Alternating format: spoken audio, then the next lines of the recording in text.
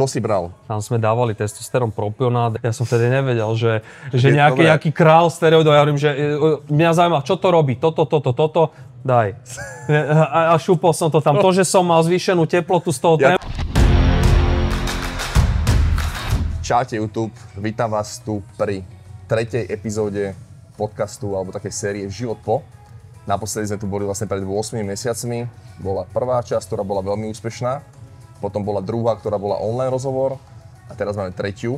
A som veľmi rád, že môžeme byť tuto v priestoroch Smart Gymu Novúčičkého, ktorý je v Karlovke Bratislavskej, 24/7 otvorený gym. Týmto sa chcem poďakovať majiteľom, že nám umožnili tu natáčať. Naozaj, ak by som tu býval, by som to tu navštevoval, lebo vyzerá to tu fakt super. Aj tento kútik sa mi veľmi páči. A som aj rád za dnešného hostia, s ktorým sme dohodnutí už asi pol roka. Však od tej prvej série. Od decembra dá sa povedať. Len bolo problém, máme aj rodiny, máme aj roboty sa nejako zosúladiť, ale konečne sme tu a je to Karol Berta. Karol, serus. Čau. Čau, tak som veľmi rád, že mohol prísť a som aj si cením a vážim, že nechce nejakú cenzúru, anonymitu, proste ide do toho a poviem na rovinu, môj cieľ tohto podcastu a celkovo mojej roboty je proste odradiť, aj keď ja neviem, čo ten host vždycky povie, áno, ale odradiť laikov, detí a podstate ľudí, čo nepotrebujú steroidy. Od toho, aby do toho padli. No. A to si myslím, že ty si mal teda úspechy a športovú kariéru takú, že si úplne bol niekde inde nejaký laik. No. Čiže ja by som ti dal teraz priestor, aby si sa predstavil divákom, že kto si, čo si, kľudne povedz nejaké športové úspechy, kariéru tvoju športovú a aby teda vedeli, o koho ide. Že ahojte, ja som Karol, celým menom Karol Berta, venujem sa športu už kvázi vlastne od decka. Začalo to samozrejme ako klasika od tých športovcov, to začína nejaká základná škola, si tam niečo skúšal. Tak ja som skúšal najprv samozrejme futbal, to bolo prvé, lenže ja som bol strašne ľavý na športové hry, na kolektívne hry, lebo ja som, ako sa hovorí, že čo sepčíš stále, jasne. Tak ja som bol stále individualista. Tak som vedel, že niečo individuálneho by bolo lepšie a začali ma brať samozrejme prvé filmy človeka namotivujú a Van Dammovky a Stallone a Arnold, tak ideš robiť bojové športy, chceš byť superhrdina.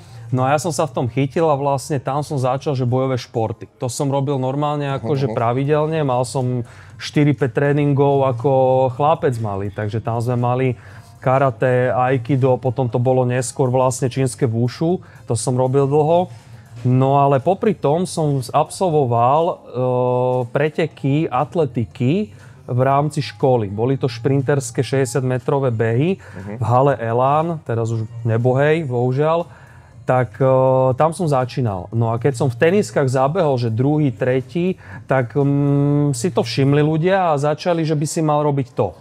Tak som začal robiť vlastne atletiku.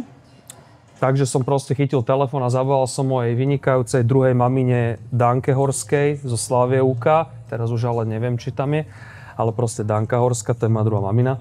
A ona ma zobrala do takej topky šprinterov, čo sme vtedy boli. A my sme boli proste, to bolo na základná až stredná škola a tam som robil vrcholovú atletiku. A to je tak, že keď poviem, že vrcholovú, to znamená, že že to celý život bol len to. Ja som s tým, ako sa hovorí, ráno som s tým vstával a večer som s tým chodil spávať. Jasne. Proste ja som úplne sa prepol do disciplinovaného režimu športovca. Samozrejme, prežil som všetko, behával som Českú ligu, dosiahol som tam niekoľkonásobného majstra Slovenska, dokonca v Trnave som vyhral 4-násobného majstra Slovenska behom jedného víkendu. Mal som individuálny štúdiplán, proste akože išlo to tam, bol som pripravený na majstrovstvá. Úspechy boli, neviem tu teraz o tom hovoriť. No ale prišiel som do fáze, že došla vysoká škola, ja som si vybral trošku zlú vysokú školu k tomu športu vrcholovému. Keď sa ťa môžem opýtať, to si vlastne atletiku robil od koľko rokov do koľko rokov? To bolo od 14 rokov do 20 rokov, to bolo 6 rokov som to robil. A už posilke či... Áno, chodili sme v rámci atletiky, sme chodili pravidelne normálne ako šprinterský tréning, ako to si predstavíte, aj ľudia kľudne. To bol normálne vrcholový, systematizovaný tréning atletiky, zameraný na výbušnosť a silu, čiže tam ja som mal 17 rokov a ja som vytlačil na 3 dynamické opakovanie pol tony na leg press. Mŕtvý ťah som mal 200 kg ako 18 ročný. Čiže mal si super základy, potom prechodil do toho fitness. Ale tam v atletike sa robí skôr taká až spieračská dynamika, čiže vlastne tam nerobíš takéto kontrahovanie, takú kontrakciu svalov. Tam robíš vyslovene výkon. by som povedal, že od zlyhania ideš ďalej možno, ale skorej výbušnú silu, aby si vlastne nešiel do zlyhania úplného, ale dynamická sila. Presne tak. Čiže iný tréning, ako kulturistika, trošku. Presne, ako hovoríš. No a mňa to hrozne bavilo, to fitko, a zrazu si zo mňa začali robiť srandu, že som bol taký už nejaký prepnutý do toho športu, že odrobili sme tréning ťažký jak blázon, posilka plus behačky, niečo. Ja som ešte po tajomky chodil do posilovne si dorábať nejaký biceps, triceps, aby som akože vyzeral ako atlet dobre. No ale potom vlastne to prišli povinnosti, prišla nejaká robota, škola strašne ma zničila vysoká škola, nebudem menovať, ktorá, nechcem robiť zlú reklamu, lebo veľa ľuďom proste tá škola si nedá dopustiť. Ako teória super, ale vrcholového športovca to zničí, lebo nemôže robiť vrcholový športovec na najvyššej úrovni, čo sa zameriava na jednu disciplínu, nemôže robiť proste hádzanú. Nemôže tam robiť basketbal. Akože tam je dosť veľký risk niekedy, keď to veľa takých chalanov poznám, aj báb, čo to proste riskli a išli buď školu, alebo šport. Presne, a musím povedať pravdu, že väčšina úspešných bolo potom v tej škole, áno, že ten šport potom nejak padol dole, lebo podmienky u nás. A nie len u nás, musíš mať šťastie podľa mňa aj. Presne, aj ten talent a tá tvrdá drina. Čiže aby som prešiel do tej fitness sféry. Teraz to akorát sem, no. No dobre. Čiže aby sme vyšli do témy, vieš, len o to ide. Čiže ty si vlastne bol profi atlet, dá sa povedať. A potom alebo prečo si skončil s tou atletikou? Skončil som s tým kvôli tomu, že už toho bolo veľa, proste aj škola a toto, ja som stratil výkonnosť. Priznám to, proste stratil som výkonnosť a povedal som si, že musím skončiť, pretože nemalo to ďalej význam sa trápiť.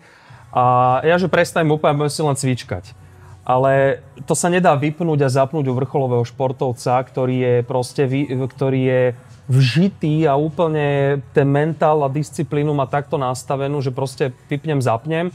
Takže ja po pol roku som začal kontaktovať ľudí z fitness a kulturistiky. Začal som sa dostávať k vrcholovým trénerom, k vrcholovým súťažiacím, kulturistom.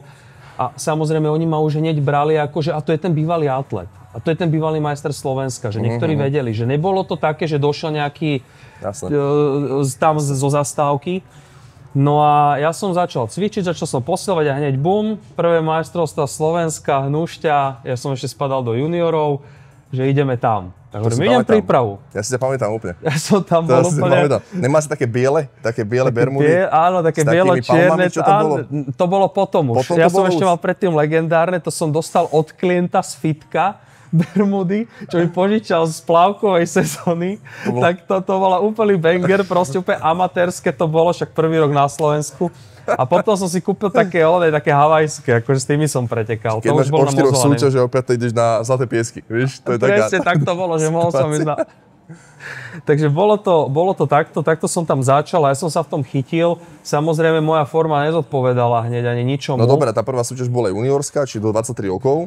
A išiel si tam po koľkých rokoch, že len tréning v gyme? Po roku? Po roku. To si bol v kategórii akej? No lebo ja som bol vytrénovaný z atletiky. Ja som nemusel trénovať moc nohy, ja som len dorobil vlastne vršok. Jasné, ale potom musel si mať nejakú genetiku.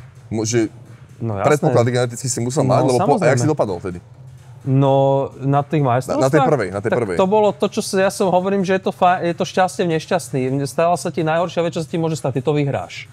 A vyhral si to? Ja som to vyhral. Ja som bol majster Slovenska. To je extrém, ľudia, lebo si tam akože nechodí nejaký odpad. Táto federácia podľa mňa je najlepšia, bola vždy najkvalitnejšia, čo sa týka. Tá kategória bola nová, ale ja si pamätám, už vtedy boli, že extrémne, nevedelo sa pozovať podľa mňa vtedy ešte, lebo to bolo nové. Presne. Ale tie formy boli žiletky, čiže tá forma, ja si to pamätám. Čiže klobúk dole, už vtedy si mal predpoklad na to, aby si bol úspešný v tom športe. No dobre, a potom po roku? To pohltilo. No a po roku som teda išiel, odsúťažil som, samozrejme nikto to nepredpokladal, ja som tam sedel zababušený v deke, si pamätám tie prvé pocity a ja som zrazu dal dole deku, vyzliekol som sa, ľudia pozreli, začal som to tam prezentovať, zrazu úsmev, lebo hovorím, idem sa tam predať. Ja som sa prepol vyslovene, že Men's Physique sa musí predať svojim plážovým prejavom a ja som to predal. A to sa ľúbilo rozhodcom, preto ma dali na prvé miesto.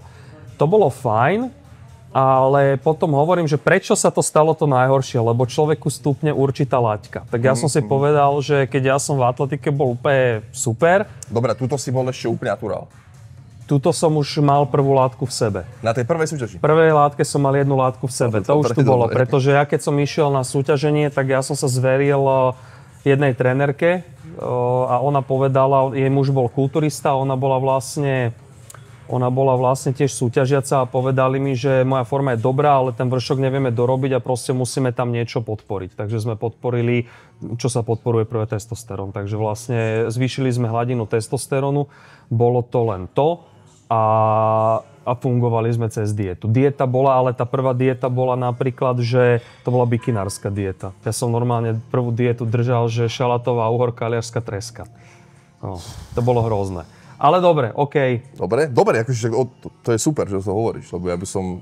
To bolo takto, takže no dobre, a počas atletiky si nemal žiadne látky? Nie, atletika bola 1000% čistá, tam sa nedalo vôbec nič riešiť ani robiť. A tam hlavne boli antidopingové kontroly. Tam, keďže si bol majster Slovenska a si bol v príprave zväzovej, kde si mala nejaké peniaze od zväzu, tak si nemohol dovoliť teraz, že preplatili ti, mesiac sústredenia v Tatrách alebo dotácia na Španielsko, nejaké sústredenie a teraz by to sme si nemohli vôbec. A my sme na to ani nemysleli. My sme vtedy vôbec nás to nelákalo, že dopovať. Nám to proste išlo, nás to bavilo. Dobre. No, teraz vlastne ideme tak chronologicky pôjdeme, čiže ten prvá súťaž boli majstra Slovenska juniori. Koľko si mal rokov vtedy? Vtedy som mal 20-21. 20-21, cvičil si rok len v gyme? Cvičil som čisto vtedy len rok fitko, že už som prestal behať. Len rok fitko, dobre. A neviem, ty si to sám navrhol, že chceš niečo skúsiť, nejakú látku, alebo ti to bolo skorej navrhnuté? A ty Mne to bolo povedané. Tebe to bolo povedané? Mne to bolo povedané. Ako koketoval som s tým jasne, že oni prečo sú takí veľkí, prečo je Jeff Seed v kúse vysekaný, hej, svetoznámy fitnessa vtedy. Prečo je taký Bulhár to bol, alebo Rumun taký, neviem, jak sa volal, takú briadku nosil. Lazar Angelov. A hovorím, prečo je on taký, alebo Tavi Castro. A hovorím, prečo sú takí vysekaní? A oni všetci hovorí, že no ale za tým je niečo iné. A už som sa do toho dostával. Už mi bolo jasné, prečo kulturisti z obalok Muscle & Fitness boli takí, ja som úplne miloval Matúša Valenta. Matúš Valent. Viem, on je stále, akože, súťaží sa mi zdá, ne? A ja som bol úplne, že to je úplne boh, atlét, grécky boh, lenže ja som, o čom to je? Takže ja som to vtedy bol úplný amatér a povedali, že niečo, no ale samozrejme, tá prvá látka neurobi nejaké zase zázraky, hej, ona ti zlepší nejakú regeneráciu, trošku to jedlo a podrží ti tú svalovinu v diete, ale aj tak tá robota robiť sa musí. Jasné, odrobiť to musíš a musíš tam fakt, akože tam je to... Pristupoval som k tomu nie tak, ako možno k tomu pristupujú dnešní takí tí bezhlaví sypači, jak ja hovorím, ktorých ja nemusím vôbec. Ja som k tomu pristupoval už vtedy velice zodpovedne. Vyslovene som si načítal, že čo, s čím, ako, prečo by som mal teraz zvýšiť bielkoviny, lebo sa zvyšuje nejaká proteína. Ja som to išiel cez tú vedu, taký vedátor a preto tak som sa tak nebál vedľajších účinkov moc vtedy, takže... Čiže si na tým nerozmýšľal, že čo by mohlo byť, keby ti to nejako nezapíše, ale že by boli nejaké vedľajšie účinky, na tým si nerozmýšľal. Ako vedel som, ale ja bol som sám sebou tak presvedčený, že robím to tak na dobrej úrovni, že mne sa to určite vyhne. Takže... A dobre, a teraz keď to porovnáš tomu aj vekovo, no. Teraz by si to bral úplne asi inak. Možno, neviem, povedz ty, úplne inak. Že rozmýšľal by si na tým možno inak. No, rozmýšľal by som na tom úplne ináč a úplne zodpovedne. A keď niekedy sa rozprávam s mojou manželkou doma aj s mojou pani trénerkou, ktorú stretávam ešte, tak si hovorím, že vlastne možno som mal skúsnúť to ťažké obdobie a že možno som mal zostať ako šprinter. Lebo ako šprinter som dosiahol oveľa väčšie, by som povedal pre mňa, aj všeobecne väčšie úspechy. Není to také, neviem, vtedy atletika bola, aj vtedy to bolo v plienkach. Teraz poznáme Volka, poznáme nejaký zväz, poznáme nejaké veci, atletov, Zápletalovú a jedno s druhým proste poznáme. Ja keď som vyhral majstra Slovenska, vtedy 4-krát o mne nepípol. Jasne. Jaké noviny, kde čo, o mne nepípol jediný oný, nejaký útržok článku, tam bolo moje meno vo výsledkoch, akože to bolo nič a z toho mi bolo tak, že čo z toho. No dobre, pokračoval by som ďalej od toho, teda prvá súťaž, úspech extrémny, už si teda bol na niečom po roku a potom si súťažil ako každý rok, alebo každý rok? Všetky súťaže jar, jeseň si šiel? No, vtedy som išiel, áno, to bolo, tuším, neviem teraz, či bola Hnušťa na jar alebo na jeseň, ale ja som hneď išiel ďalšiu sezónu. Ale ja mám pocit, že to bolo na jar, tuším, majstrovstva Slovenska. A už si chodil aj medzi mužov, či ešte len juniorov? Nie, a toto bolo to zaujímavé, že ja som vyhral úplne prvé majstrovstvo Slovenska v tej kategórii a až po mne boli muži. Čiže ja som sa tak chválil, že historicky som bol prvý. Aha. Potom na mužov som nešiel, lebo chcel som si dať oddych, cítil som vyčerpanie, čo bolo škoda, lebo mohol som tam tiež vydosiahnuť niečo podľa mňa. No a potom som sa pripravoval na pohárové súťaže na jeseň. No hneď vlastne o pol roka. Áno, presne tak. Teda ty si to chcel nejako posunúť a povedz teda, čo si spravil, hlavne teda, čo sa týka látok. Či si išiel nejak viacej, alebo menej, alebo čo si urobil? Samozrejme. Hneď sa do toho dostal, povedal som, chcem viac, chcem väčšie svaly, chcem väčšie ramená, chcem proste byť výkonnejší, chcem dávať do tréningu viac a už to proste išlo ruka v ruke a ja som povedal, že chcem robiť šport, chcem to dotiahnuť, ja som sa úplne prepol zase do toho režimu profi a som povedal, že preto všetko. Všetko proste len pre ten šport. Čiže si išiel... Nemal som limity. Tunelové videnie si išiel a... Tunelové videnie a videl som len to a proste trpelo aj moje okolie, samozrejme začal trpieť. Bol som nepríjemný potom samozrejme aj voči rodine. To bolo akože poznať, že človek, ktorý je aj podporený, aj v takom psychickom nastavení toho tlaku, tej predsúťaže a toho, a hlavne taký, čo to berie tak vážne ako ja. Ja som to bral tak vážne ako je. Ja som hovoril, že ja som to bral tak vážne ako smrť. Proste ako chorobu. Proste ja som to extrémne... To sa ani nedá popísať. To je... A povedal by si možno, že aj s odstupom času, že to bola nejaká možno forma závislosti na tom? Lebo akože ja keď som v živote nič nebral, ale ja si myslím, lebo viem sám na sebe, že jak vyradím nejaký režim, mal som také obdobie kvôli zraneniam, áno, že som mal zle chrbát, nemohol som cvičiť 13 týždňov. Jak som padol, sám som mal s tým problém, že ty kokos, tak vieš, cvičíš neviem koľko rokov a zrazu za 13 týždňov som vyzeral, akože pre laika dobre, že je vyšportovaný, ale proste vieš, padol som. Čiže aký to bol pocit, dajme tomu ty, keď si spadol, že bol si v hlave z toho hotový, alebo ako si to bral? Spadol, myslíš v tom zmysle, že keď som bol po súťaži a dal som preč látky, lebo aj to bolo zaujímavé obdobie. Môžeš povedať to, kľudne môžeš povedať to. Aj to bolo zaujímavé, no keď som samozrejme toto bolo to zlé, čo som urobil. Ja som tie látky bral už potom príliš vážne ako súčasť toho, čiže ja som vlastne sa pripravoval s látkami na súťaž, vyhral som súťaž, alebo umiestnil som sa a ja som potom tie látky prestal vysádzať. To znamená, že ja som tie látky začal brať dlhšie cykly a tým pádom vlastne to už bolo zase všetko na úkor zdravia. Ja už som potom nevidel vedľajšie nič. Ja som videl len proste stále, že chcem byť zahranične úspešný, chcem byť fitness model, chcem proste zarábať, chcem byť známy cez toto. A takto to išlo. No ale samozrejme, čo sa týka zranení, tých zranení som mal veľa, ale ja som bol tak extrémny v tomto, že ja keď som sa zranil, napríklad mal som plátničku vyskočenú. A ja som s tou vyskočenou plátničkou celý čas som chodil do fitka. Ja som sa obväzoval, ja som sa pásal, ja som cez bolesť cvičil. Ja som bol tak prepnutý, že ja som musel aspoň zdvihnúť bicepsový zdvih v sede, aby som mal pocit, že som niečo odrobil. Čiže ja som proste bol v tomto taký, že cez bolesť, že ja som nevidel, že mne nejaký lekár povedal, že dôležitá je regenerácia. Vtedy mi to bolo úplne jedno. Ja som povedal, viete čo, OK, idem teraz do fitka. Čiže mal si svoju pravdu a tu si vlastne razil. Ale bolo to horšie, niekedy sa to zhoršilo samozrejme, akože tá zranenie, niekedy ja som bol odfajčený so zranením. Ja som na to cvičil proste jak blázon a bolo mi to úplne jedno. A to sa aj zhoršovalo, tie bolesti, stavy a potom samozrejme si na analgetikách už, hej. Stále si lieky proti bolesti, cez to cvičíš a všelijaké flektory a neviem a ono sa to podpíše na tom zdraví časom. To netrvá, mladý organizmus znesie veľa. Jasné. Veľmi veľa. Mladý organizmus regeneruje 110%. To súhlasím s tebou, no. Ale ono sa to všetko po tých súťažiach a tých úspechoch sa to všetko začalo prejavovať prakticky, keď som skončil kariéru.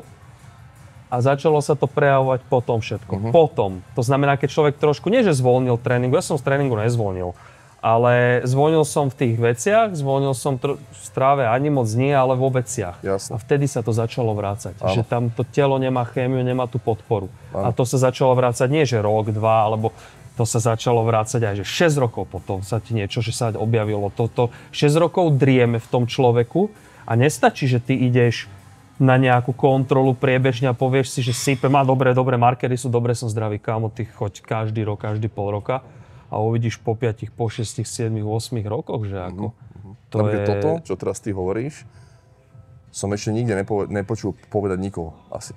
aj v podcastoch, aj vo videách, aj kulturistov, nepočul som nikoho povedať. Vieš, lebo a ja si myslím, môj názor, že môžeš povedať ty, aký máš ty na to názor, že ľudia o tom nechcú moc hovoriť, aj keď tie problémy majú, radšej sú ticho. A riešia si ich sami bez toho, aby to nejako povedal. Pritom ja si myslím, že to môže dosť pomôcť. Vieš, lebo kulturista si urobí aj tak svoje, vieš. Jak hovoríš ty, že má tú motiváciu, ale preto vďaka takýmto veciam, ak si ty dajme tomu, preto možno nesiahne, lebo toto uvidí. Lebo vieš, ty si proste súťažil na vrcholovej úrovni, čo sa dá na Slovensku. Aj zahranične si mal nejaké súťaže, si chodil, či nie? V rámci fitness a kulturistiky som nebol v zahraničí. Nebol si, a to je jedno, proste bol si na vrcholovej úrovni. Teraz si predstav, že toto, čo si robil ty, robia chlapci 16-roční, 17-roční, ktorí chcú byť len na kúpalisku proste nabití. To je to, že ja som to robil pre vrcholový šport. Áno. Ja som to nerobil preto, aby som vyzeral... No dobre, robíš to preto, aby si vyzeral, hej, lebo o tom je kulturistika. Áno. Ale nevyzeral som ale cieľom nebolo, že dám si podporné látky, aby som sa iba ukázal na pláži. Áno. To proste tak nefunguje. Ja som to robil preto, lebo ja som chcel byť majster Slovenska, chcel som byť majster Európy, chcel som byť majster sveta. Poviem to na rovinu, lebo o čom to je? Ja som povedal, že keď nepoviem na rovinu, ja som si to mohol dovoliť, veď som bol majster Slovenska, že chcem byť majster Európy, chcem sa aspoň umiestniť. Jasne. Takže tak, len problémom bolo aj takéto pozadie, že mňa nepustili napríklad, lebo však hovorí sa, že vždycky majster Slovenska automaticky zo štátu má postúpiť na Európu. Mne to vtedy neschválili. Však išlo sa do Benidormu, potom na Európu juniorskú, a mne to neschválil zväz. A z dôvodu akého? Nepovedali mi dôvod, ja to teraz neviem kvázi dôvoda, že... Vieme, že teda, neviem, jak to bolo vtedy, ale tam sú už dopingové kontroly, či sa toho nebáli, vieš?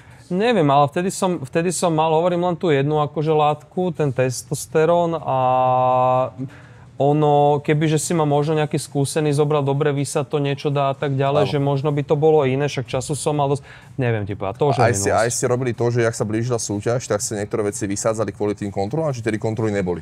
Vtedy kontroly sa ako o tom hovorilo, ale ja som bol akože pred súťažou sa vysádzalo, samozrejme kvôli retenciu vody, lebo nech mi hovorí ktokoľvek, čokoľvek, proste každá jedna látka trošku ona pracuje s tou vodou, hej, ako nemusí to byť úplne vidno, vieš sa vyschnúť na tých látkach úplne biochemicky, ale vždycky je tam nejaká manipulácia vody a aby sme to odľahčili vždycky to telo nejako, aby tam nebola tá záťaž tej chémie, tak sme to vysádzali pred súťažou. Nech telo pracuje len už k záveru len s tou superkompenzáciou a vlastne k záveru s tou solno-draselnou pumpou. Dobre, ja si pozriem také túto, čo mám osnovu takú, dobre, a popýtam sa ťa teraz ohľadom toho.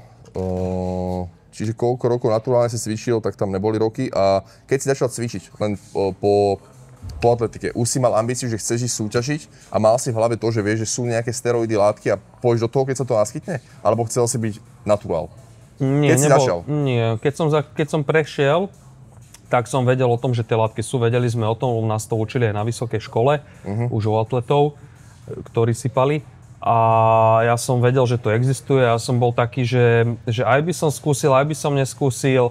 Bol som taký, že 50-50. Nebol som úplne, že idem do toho, ale keď už máš nad sebou trénerku alebo trénera, ktorému sa zveríš a on ti povie, že ale toto je super a toto je dobré a ty ho úplne mentálne zžerieš, lebo to je tvoj mentor, tak to samozrejme urobíš. Jasne. Takže ja som tam som povedal OK a ideme do toho, že dobre, že poďme to vyhrať. Dobre, a v tom čase ti, ja neviem, bolo oznámené, alebo pýtal si sa ty, že či ti hrozí niečo, alebo ti bolo povedané, že dobre, toto dáme, vyhráme, budeme najlepšia forma, ale toto sa môže naskytnúť. Nie, o tom sa nehovorilo. To ti nebolo povedané? Nie, to nikto nič nehovoril, to proste bolo, že tu máš, daj si a budeš lepší. A budeš lepší a to nie je takto, to neškodí. To nezomreš z toho, vieš. Takže... A mal si nejakú podporu možno, alebo neviem, všetko bolo jak po masle, nemal si žiadne problémy počas toho užívania tie prvé roky? Tam to bolo všetko pohode? No ja som bol tak strašne, som bol sprostý a hlúpy a prepnutý, že ja som aj nevnímal, keď som niečo mal. Ja som nemal nič. Ako akné som nemal, vypadávanie vlasov som nemal zo žiadnych látok, zo žiadnych príprav na súťaž. Ale mal som vysoký krvný tlak. Tým, že ja som mal aj predispozíciu, tak ja som mal vysoký krvný tlak už vždy vyšší, hraničný. A tam sa to vlastne, ja si myslím, že ja som si nemeral tlak vtedy. Ja som zanedbával kontroly. Takže vtedy som zanedbával kontroly. A vtedy si to akože neriešil, alebo si sa opýtal niekoho? Aj, že čo... Nie, pre mňa bolo úplne normálne proste nasypať sa bežnými vecami, citrulínom, arginínom, úplne nabombovať to tam pred stimulantami, NO produktami, s osypkou, so všetkým a vybušiť to tam že ti vytrhalo svaly v tom fitku. Takže takto som to proste riešil a mne bolo jedno, že ja tam mám tlak cez 200. Pre mňa to bolo, ja som videl, že začal som vidieť rozmazanie. To je prvý znak toho, že už máš že už aj tie tlakové centra v tele sú už dovidenia. Že si to pociťoval. Takže ja som to videl, že som myslel, že to je normálne, že to je to, čo musím dosiahnuť na tom tréningu, že už keď budem vidieť takto, tak to je ten úplne, že to som urobil všetko pre ten tréning. Vtedy makám, že mám. A že sa potím a že to bolí a páli a že idem cez bolesť. V tomto som ja rozdielný, možno preto som do toho nikdy nepadol, lebo ja som ale nepoviem, že keď počúvam teba, tak aj nepoviem, že na hrane, len som nad tým rozmýšľal. Áno. Len ja som zase bol ten typek, čo som si dal BCAča, keď som mal 16, teraz som 2 hodiny čakal, že to sa mi ruka, alebo niečo, vieš. Som takýto bol. Veľmi, veľmi dobre robíš a takto to vždycky ja hovorím každému, teraz po tých svojich skúsenostiach, takto to hovorím každému. Cvičte, ako pohyb je úplne základná vec. Aj sa sledujte, ale nerobte to v takej miere. Jasne. To je, pokiaľ fakt človek není ultratalent, že naozaj má z toho nejaké peniaze, že sa chytí hneď na začiatku a je to už na zárobkovej činnosti, že je to ten high level, tak proste sa to neoplatí. Ani sa to nikdy neoplatí. Súhlasím s tebou a ja dokonca rozmýšľam nad tým, či sa to niekedy vôbec oplatí. Vieš. Že aj keď si ten high level, že reálne u nás aktuálne, ja vnímam dvoch, čo sú high level, asi ich to akože živí nejakým spôsobom, vieš. Však povedzme si však Kryžánek, Kryžo, no jasné. A Oliver Procházka aktuálne, aký talent veľký, čiže by boli čo najdlhšie zdraví a sa im teda darilo v tomto, ale reálne kulturistika ako taká, neviem, či ty poznáš niekoho, povedz kľudne, ťa živiť nebude, vieš. To sú vždy si sponzori okolo toho, alebo však aj tí kulturisti sú tréneri. No však chcel by som, akože poznám jedného, ktorému sa teraz darí aj z takého filmového hľadiska, neviem, či vieš. Ja ho mám strašne, akože som ho mal strašne, teda Jožko Greguš. To je stará škola proste, on súťaží, počuj, to je nesmrteľná stálica. A on je taký, ale on je milý, ja ho mám rád, ja si ho pamätám ako úplne, ešte ako atlet si ho pamätám, že som videl vo fitku, išiel proste ako Superman. Takže on išiel a on je taký, že jeho tá kulturistika pretavila, už je aj zviditeľnený, už nejaká reklama, to, že myslím si, že mu už to telo mu to aj trošku sa mu to teraz konečne vrácia. Potom, ale reálne, keď vidíme nejakého súťažiaceho, že niekto povie, že ja súťažím, tak mne to je teraz spätne smiešne, že okej, súťaž, dobre, všetko obetuješ, a potom ho vidí, že čo robí v pozadí nejakú rovež, tak si povie... Akože môj point taký k tomu je, že každý sa rozhodne preto sám, či chce, nechce, áno. Len myslím si, aj tento, čo hovoríš ty, ja ho teda nepoznám, jak ty osobne, alebo len viem teda, kto to je z videnia, tak keď si to zoberieme, tak vieš, ja myslím tak, že či to toho človeka uživí. Vieš, čo myslím? Že keď nejaká reklama sem tam príde, alebo možno nejaký, ja neviem, film, alebo niečo, či to toho človeka uživí. Lebo keď si profi atlét, aj to je asi problém na Slovensku, si myslím. No to je... Ale keď si profi futbalista, dajme tomu, alebo to stále hovorím, hokejista, tak si zober, že majster sveta vo futbale je milionár, majster sveta v kulturistike je tréner vo fitku.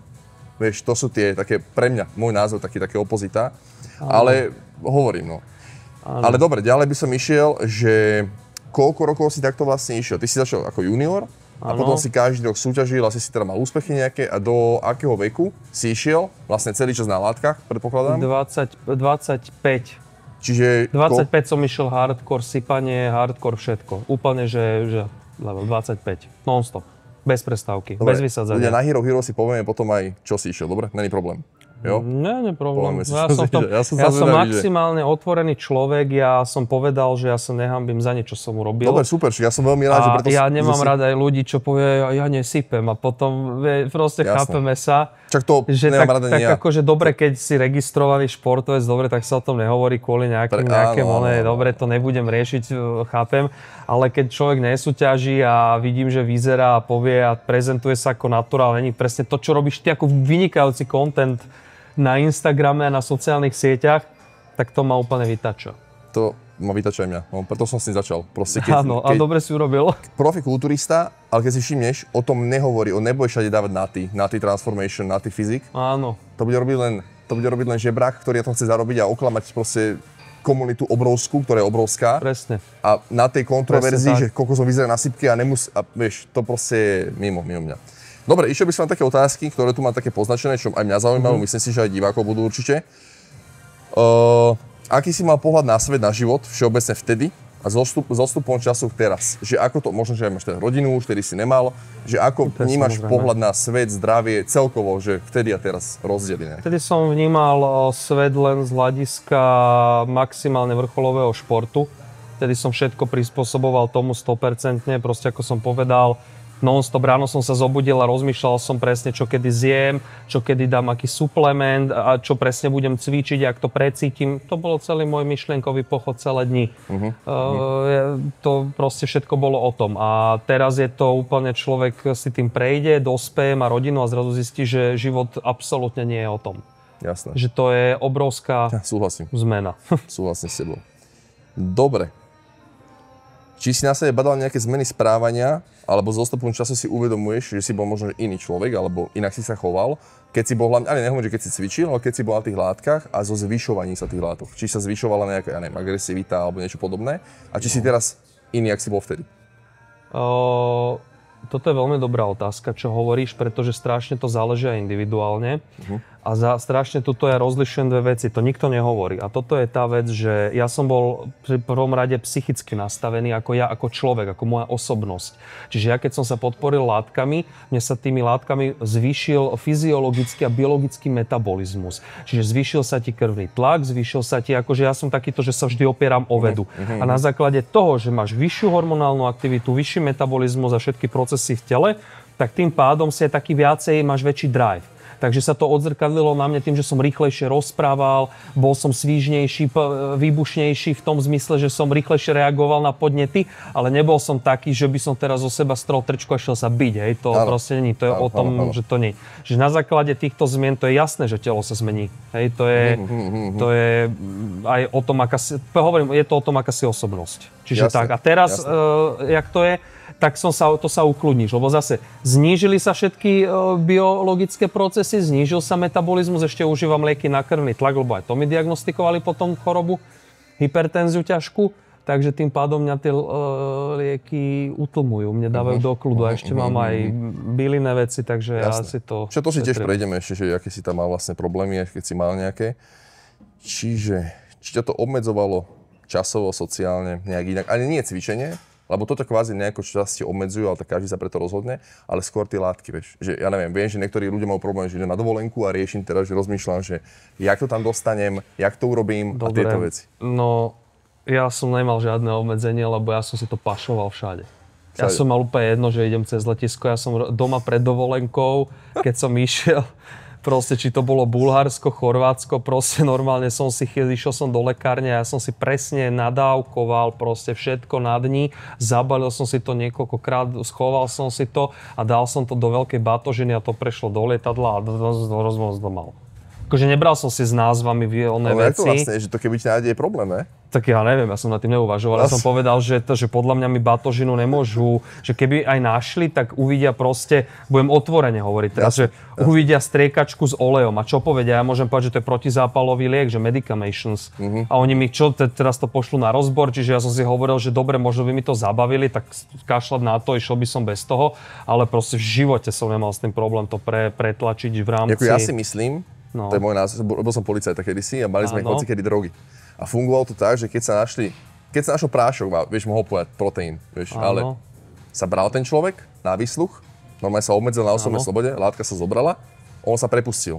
S tým, že látka išla na rozbor. Takto by to bolo podľa mňa aj u teba. Neviem teda, aké sú zákony v tej krajine. Možno, že by si bol CPZ-ky, alebo ja neviem, ako to funguje tam.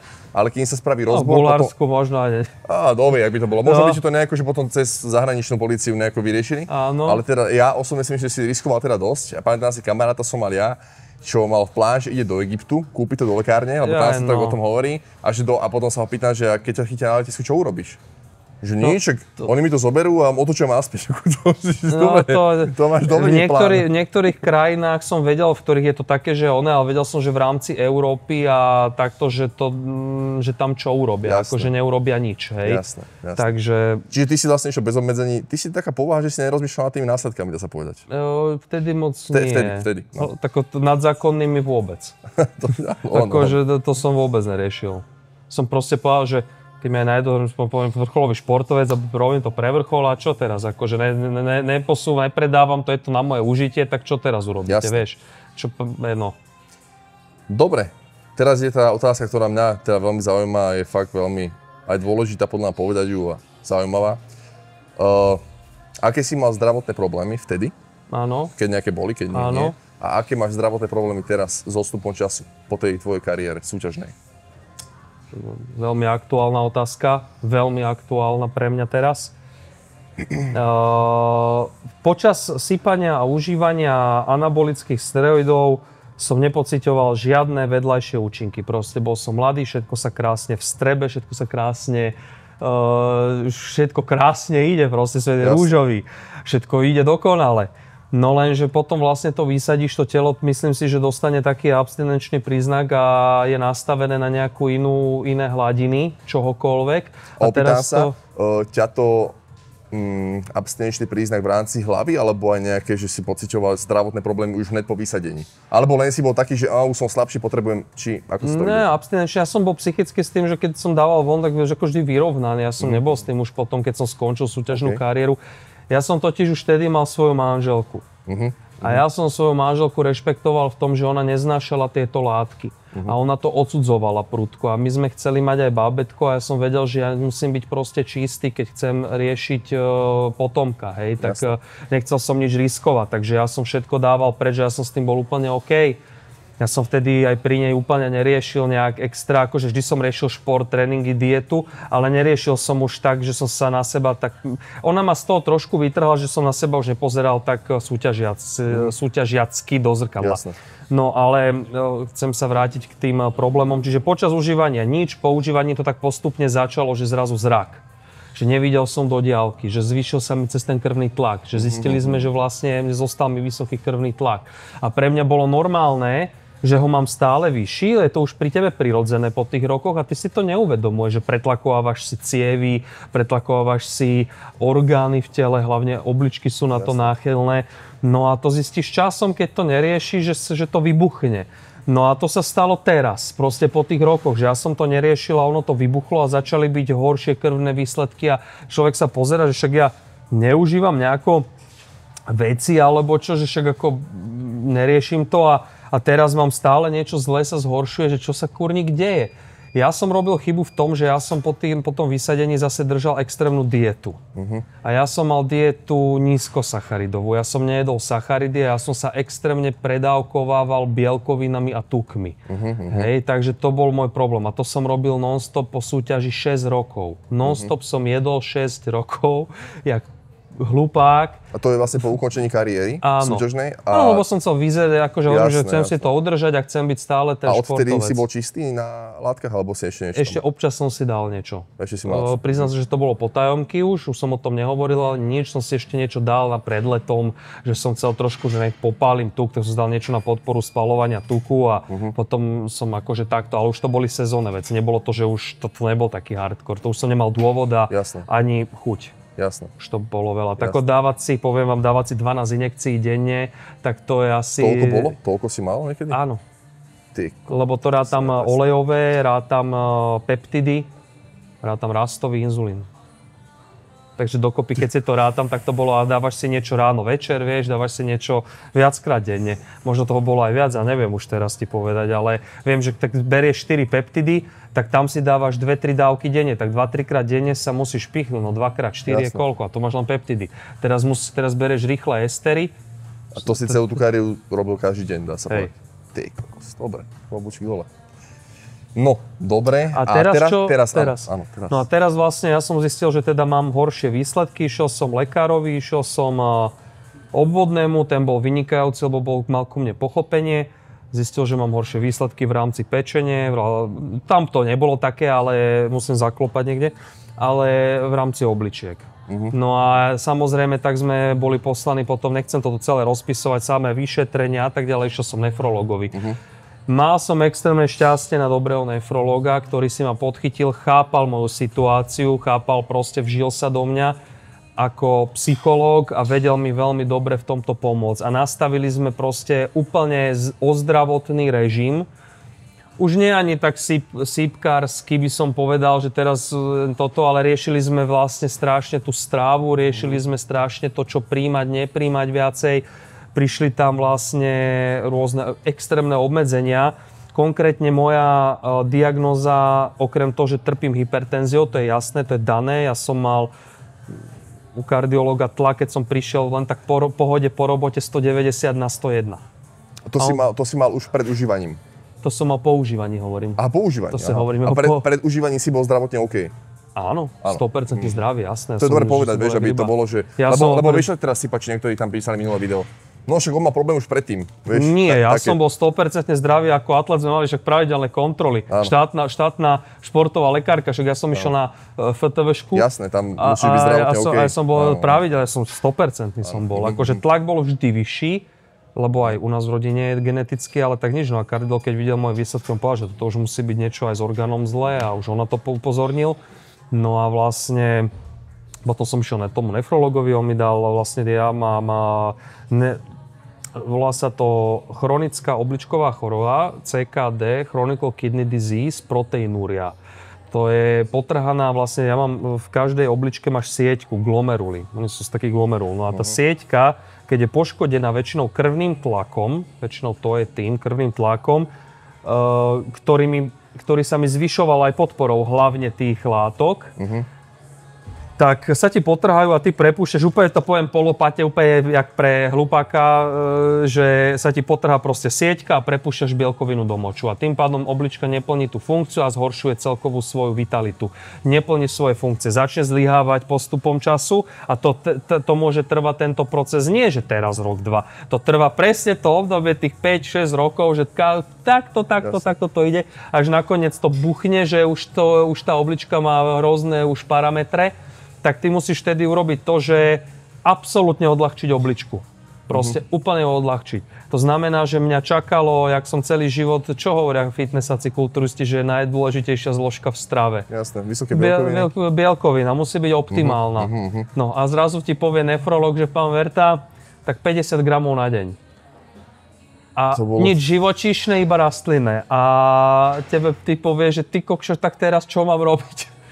No a ja som sa ho spýtal, ja som okamžite vedel, že prepnutie, športovec a som hneď povedal, dobre pán doktor, takže idem s tým bojovať, ideme to poraziť, idem vyhrať. Super, že povedzte mi, čo mám robiť, že vegetariánstvo, vegánstvo, chvíľu som to skúšal, ešte keď bol nebohý Jankovič, neviem, čo poznáš, Jankovič, Lácko, keď ešte žil, tak on mi prvý poukázal na moje problémy, to bolo ešte pred tým výbuchom a ja som ho ignoroval vtedy a to bol problém. Som urobil chybu, že mal som už jeho počúvať. On už ma chcel ozdravovať. No dobre, ty keď si prišiel tomu nefrologovi, on ti, povedz, ak si hovoril, si mi písal, on ti vlastne oznámil čo? Ty si mi hovoril, že zlyhávajú ti obličky. Áno, povedal, že je to vlastne cesta k úplnému zlyhávaniu obličiek, zlyhaniu funkcie obličiek, lebo tam je vlastne stupnica zlyhávania obličiek od 1 do 5. Máš 1, potom máš 1 má bežný človek, 2 a 2B je. To môžu mať aj napríklad ľudia bežní športovci môžu mať 2A, hej. Úroveň ani o tom nemusia vedieť, tá oblička funguje na 90%, funguje. Potom už je tých 2B, to je horšie, ale ja som mal 3A až 3B. To už je tá stredná hranica, kedy už tá oblička vlastne funguje na nejakých 50-60%. Jasne. Potom máš 4. a 5. to už sú dialýzy a už vlastne čakáš na transplantáciu obličky tak ďalej. Čiže povedal mi, že keď budete pokračovať hlavne ďalej, že budete jesť toľko bielkovín za deň a budete jesť živočíšne produkty, tak vlastne prídeme, že stretneme sa za pár mesiacov na dialýze a budeme riešiť transplantáciu. A to vám hovorím úplne smrteľne vážne. A táto veta mi zarezonovala, že ja musím všetko urobiť preto, aby som prežil, aby som tu bol pre svoje deti, aby som tu bol pre svoju manželku, aby som proste neumrel predčasne, ako môj biologický otec, tak som chcel urobiť všetko preto. A keď povedal, že vegánstvo a vegetariánstvo by bolo fajn, tak ja som povedal, že OK, a ja som z minúty na minútu povedal, ja som vegán. A ja som bol vegán odtedy a som už rok vegán. Jem iba rastliny. Ťa to si myslím, že asi šokovalo, keď ti to povedal a teda chcel si s tým urobiť niečo, aby si, ja hovoríš, ty bol teda schopný pre. A v tej dobe, keď si u toho lekára bol, ešte si na niečom bol? Mal si nejaké látky ešte, alebo si už nebral nič? Keď som bol nefrológ, som nebral nič, som bol čistý. Už si bol čistý. A odtedy si vlastne čistý a už cvičíš naturálne, dá sa povedať. No naturálne, tak akože už si čistý. Áno, ale mal som problémy s hormónami. To je teraz otázka, čo riešime s pani manželkou, že ja som si odbil testosterón svoj. Čiže vlastne tam už prichádzajú dve veci, že buď sa s tým bojuje ako naturálne, čo je také, že... Alebo TRT-čko teda asi. Alebo sa dáva testosterónová terapia. Akože tie štúdie vyzerajú hrozne pozitívne. Aj veľmi ten svetoznámy lekár Peter Attia o tom hovorí pozitívne dosť. Akože ja dávam na tých ľudí, čítam ich knihy, aj články, publikácie, že vyzerá to pozitívne. Ale stále poviem, že OK, je to OK, ale že nikto nemôže dneska 100% zaručiť, že aj keď človek prejde na to TRTčko na celý život, že teda to má, že fakt to musí dodržiavať podľa mňa extrémne celý život aj ako 80-ročný detko pravidelne, stabilne, aby si nespôsobil nejaký výkyv, lebo podľa mňa ten výkyv mu potom spôsobí oveľa väčšiu škodu. No, že už to TRT fakt si úplne, že musíš to brať doživotne. A teraz otázka je, aká dávka, pravidelné kontroly, musíš si markery kontrolovať, hemoglobín, hematokrit si musíš kontrolovať hlavne pri TRTčku, krvný tlak si musíš, prostatu si musíš kontrolovať pri TRTčku. Čiže tebe vlastne, ty si vlastne odpredal tvorbu testosterónu týmito rokmi užívania, áno? A nevrátil sa ti na nejaké normálne hodnoty už? Nie, nevrátil sa mi. Čiže musel si teraz si na TRTčku, aby si sa dal nejako dokopy? Áno, teraz som na vlastne úplne nejakej minimálnej testosterónovej terapii, ale to už bolo také, že vyslovene toto mám skonzultované s nefrologom. S lekárom, jasne. Toto nemám, že teraz som si to vymyslel, ja som mu proste povedal. Toto je dôležité povedať, že tuto sa teraz robí taký trend z toho, že TRTčko, áno, lenže TRTčko není, keď ty si to kúpiš u nejakého dílera a sám si naordinuješ dávky len podľa toho, čo si pozrel niekde na, ja neviem, ChatGPT alebo niečo podobné. Ja som sa stretol s tým, že oni berú TRTčko 200 mg týždenne. To je TRTčko pre niekoho.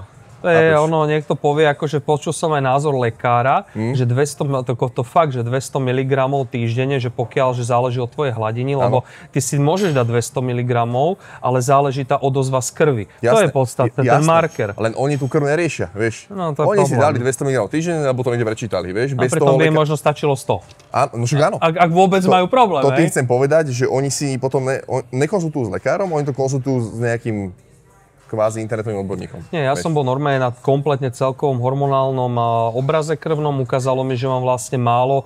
Vtedy aj dieta bola, ja som schudol, si predstav, že ja som mal 106 kg. A akú máš výšku? 181 cm, mal som 106-104 kg. Obrovský. A mal som proste svalovinu, nemal som nikdy v živote asi viac ako 10% tuku. Takže som bol stále. A teraz zo 104 kg regulérnych, čo som si udržiaval, padneš na 84-83. Lebo teraz mám 84, nie je celé niečo. To si sa jak cítil pocitovo? Že z toho... keď chudneš, tak ja som s tým bol vyrovnaný a dokonca v mojom prípade to bolo strašne vítané, ja som z toho tešil. Áno, bol si povestný. No vieš prečo, lebo ja hovorím, že budem aspoň atlet, zase štíhly, budem ohybnejší, aj sa to tak stalo, ľahší, lepší, ani veci mi nevadili, že boli väčšie, všetko oversize, zrazu o dve veľkosti, ja som s tým bol pozitívny. To je dobre, to si dobrý prípad, lebo ja sa poznám veľa prípadov aj z môjho okolia, ktorí proste to nedávali a vrátili sa k tomu znova. Nemali tieto problémy, čo ty zdravotné síce, vieš? No. Že povedali si, chcem skončiť, lebo už to nepotrebujem, nie je to dobre, neviem, možno ten tlak má zvýšený, ale tá psychická nepohoda, že som proste horší, slabší, menší, to prebila. A aj za cenu toho tlaku a možno menších zdravotných problémov sa k tomu vrátili. Čo ja proste nechápem, ale na druhú stranu, ja hovorím, to je podľa mňa psychický problém už toto. Áno. Vieš, tá body dysmorphia a takéto niečo. Je to a ja trpím určitou psychickým prepnutím. Ja si to priznám, aj moja manželka to vieš, ako zlobo žije. Každý vrcholový športovec, ktorý to bral tak smrteľne vážne a berie smrteľne vážne ten šport, pomerne aj vážne, tak s tým bude trpieť navždy. A to je, že stále trénujem. Ja stále musím cvičiť ráno a musím mať svoj režim tréningu ráno, lebo mňa ide poraziť potom. A ja vidím, že možno trpí občas ten harmonogram tej rodiny alebo všetko prispôsobujeme proste tomu, že ráno musím ísť cvičiť. Ja preto kľudne stanem, ja chodím cvičiť aj o 4 ráno. Jasne. Ďakujem Smart Gymu, že existuje. Áno, to máš dobre, že sa mi zlepšil rodinný život, že môžem cvičiť. Ja som vždy hovoril, že nechápem ľudí, čo cvičia v noci. A ja som bol ráno, akože je to iba o zvyku, akože iba o hlave. A to je to, že ja stále tým proste trpí, že musíš držať proste ten režim športovca, ten režim vrcholového športovca. Aj ten tréning je podľa mňa taký, že keď ma niekto vidí cvičiť, ja si myslím, že som zvolnil, ale niekto povie, že niekedy nechcem sa chváliť a ja sa to neznášam samochválu, ale povie, že fú, ty kokos, že ako čo si robil na tom tréningu, si to vypálil domov, vieš, no. Jasné. Dobre, posledné otázky, mám také dve podotázky. Prečo si sa vlastne rozhodol skončiť s užívaním anabolík a s tou súčasnou kariérou? Vtedy si ešte problémy nemal, keď som pochopil dobre zdravotné, nejaké veľké. A vlastne, či si rád, podľa mňa asi si, že si z toho vonku? Som strašne rád, že som z toho celého vonku, že som si všetko upravil, to je bez debaty. A ja som vlastne, ja som s tým vo všeobecne psychicky vždy v pohode, že som to dával preč. A hlavne, prečo som to robil, tak ja poviem to, ja som taká stará škola. Ja stále hovorím, že ja mám 33 rokov, ale ja mám ako keby v sebe niekedy, moja manželka je staršia odo mňa trošku.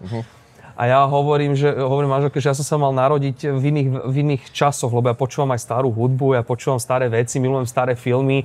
Strašne. Aký si ročník? Ja som 9-2. Ja to sme takí istí všetci podľa mňa 90-ky, lebo asi áno. Takéto retro sa mi páči, 90. Áno, že stále sme takí, že retro a 80-ky, 70-ky a ja svoju manželku, preto ja proste jedna žena, zosobášiš sa, zomreš pri nej a máš s ňou deti a miluješ ju nadovšetko, tak takto to ja vnímam so svojou manželkou a ja som povedal, že aj pre ňu. Vieš, to nebolo už pre mňa, už tam máš deti, už tam máš rodinu a ja som chcel, aby som bol pre nich funkčnejší, aby som bol pre nich akože...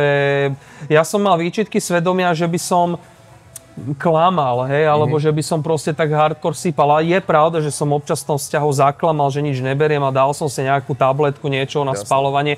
Ona mi to aj našla, aj to bol veľký problém, hej, akože. Ale proste stále tam niečo bolo, hej, akože, že som mal tú brzdu, že takto nie a len potom to úplne skončilo. Super je napríklad, že si ty napríklad dal od nej povedať, že bolo to pre teba natoľko dôležité, že si dal povedať a skončil si s tým, lebo mne, to by si neveril, aké správy mne chodili a fotky a že dobrý deň, takáto správa, môj muž toto som mu našla v šuflíku, plný šufel, olejov, injekcií, že čo mám robiť, a že ja neviem, čo máte robiť. To asi sa s tým o tom pobavte, že on nechce počúvať nič o tom, že on proste pokračuje, on potrebuje to, aby mal taký výkon. A ja neviem, neriešil som to, ale je veľa ľudí, podľa mňa, ktorí sú nejak tí v tomto a nedajú si povedať za žiadnu cenu, vieš? A to je problém. Veľmi dôležité, to chcem absolútne, môžem zneužiť tvoj podcast teraz, to by som chcel povedať, strašne je dôležité, odkiaľ si zišiel. Keď už si robíš ten šport a aj sypeš, tak strašne je dôležité, akú máš prvotnú edukáciu a výchovu v rámci športu. Pokiaľ robíš zdravý šport bez anabolík a tam ťa vychovajú a máš tú disciplínu a nejakú sebakritiku a si dušou taký ten športovec, tak ty úplne ináč berieš veci, ako keď vidieš len, že vidieš z toho len, že ja som chodil na chlastačke a zrazu som začal zdvíhať bícak, a zistil som, že som bícak a idem a som úplný a objemy a 300 kg ríže a masa a proteín a prdím z toho a neviem a proste chápe, že to je dôležité. Ja som došiel z kultivovanej atletiky, kde trenérka nás hrozne aj vychovávala, že aký máme byť čistotný po športe, voňať a neviem čo na tréningu, že keď sme mali staré veci pomaly, hej. Takže ja som z toho vyšiel a pre mňa to je osobnosť, ako psychika, že to, že niekto proste s tým nevie seknúť, že si nevie povedať A, B, tak proste to je jeho blbosť iba, že je v tom obmedzený. Dobre, a na záver teda, či by si takúto tvoju cestu hlavne v tej fitness športovej kariére zopakoval? Či by si do toho išiel znova? Keby možno si nepamätáš, čo všetko bolo, či by si znova do toho išiel? A čo by si odkázal možno mladým ľuďom, hlavne mladým ľuďom, babám, chalanom a laikom úplným, ktorí sa preto už rozhodli, tak bodaj by sme ich presvedčili, aby s tým skončili, ale tí, čo sa o tom teraz rozhodujú, majú 15, 16, 17 rokov a rozhodujú sa o tom, takto sú toho kúsok, lebo vidia na internete tých influencerov, ktorí si z toho robia srandu a zľahčujú to možno. Neľutujem a v živote ľutovať nebudem, že som robil šport, lebo šport je základom zdravia a dlhovekosti a pohyb a silový tréning a všetko, takže to znamená, že neľutujem a zopakoval by som každú jednu minútu tréningu fyzičná. Ale už by som to nerobil tak hlúpo s podpornými látkami. To znamená, že ja by som kľudne, keby som mal túto vedomosť, čo mám teraz všetko, tak prisahám, že ja by som cvičil naturálne. Cvičil by som naturálne. Proste na čo by som to potreboval sypať? Zdravý mladý človek, ktorému nič není hormonálne, je zdravý, sa vyvíja, na čo by som, jasné, že doplnky výživy by som užíval a jasné toto, aj by som si niečo dával, nejaké podporné na nejakú ashwagandu a tieto adaptogény a toto by som určite užíval, ale nemal by som dôvod riešiť tú chémiu. Čiže áno, neľutujem nič, ale ľutujem, že som k tomu okorenil ten športový život týmto. A či je otázne, či by som ľutoval vtedy, že som nevyhral Slovensko, vieš, alebo asi by som nevyhral, možno, že by tam nebola podpora, neviem. Aj keď atletike som naturálne vyhral, preto hovorím, že by som možno mal som robiť tú atletiku ďalej. Akože ja ti poviem na rovinu, keby ten štandard, čo bol u vás tedy, u Men's Physical, zostane dodnes, ja nesúťažím, lebo by som nemal šancu. Reálne by som nemal šancu. Ja som ešte stihol tú dobu, keď bol tam Šibravý, Višňa a títo, a oni boli proste obrovskí. Oni boli obrovskí. Ja som oslavoval týždeň 6. miesto, keď som bol, že 6. medzi nimi. A potom sa to seklo, lebo sa robila muscular mass physics, či sa to volá. A potom sa viacej robili dopingové testy, čiže ten fyzik sa tak európsky trend bol, že sa to vlastne dalo na také menšie postavy. To mi akože naturálovi, chvála Bohu, lebo keby by som nesúťažil, alebo by som o tom ešte viacej uvažoval, o tej sypačke. Vieš, to len taký môj point k tomuto. No a čo by si teda odkázal ešte tým mladým ľuďom? Čo by som odkázal mladým ľuďom, aby počúvali ľudí erudovaných, aby počúvali ľudí, ktorí sú vzdelaní v oblasti medicíny, aby aby ľudí, ktorí majú hlavne bohaté životné skúsenosti v rámci športu, súťaženia a aby trošku aj keď... A hlavne, aby to počúvali tak individuálne, že priamo, že sa takto stretneš s niekým a ti to povie a nepodceňovali lekárske prehliadky nikdy, ktoré sú fakt akože dôležité kvôli prevencii a aby neverili sociálnym sieťam, že to je klasika, ako to je také, že tie sociálne siete proste skresľujú, vždy skresľovali a vždy budú. A tak to proste je a že nech sa vyvarujú, nech si trošku uvedomia A a B, že nech si položia sami otázku, že dobre, teraz je to takto, dobre, vyzerám super, dávam si 4 látky, cítim sa jak Terminátor, je to fajn. A teraz o čom je ale život? Budem to robiť do konca života? Naozaj sa viem predstaviť samého seba v 70-ke? Predstavte si svojich detkov. Reálne si predstavte svojich starých rodičov, ako napríklad si predstaviť, budete si vtedy ako píchať niečo? Budete chodiť bude to akože úplne alma mater, úplne to bude number one, proste, no nebude.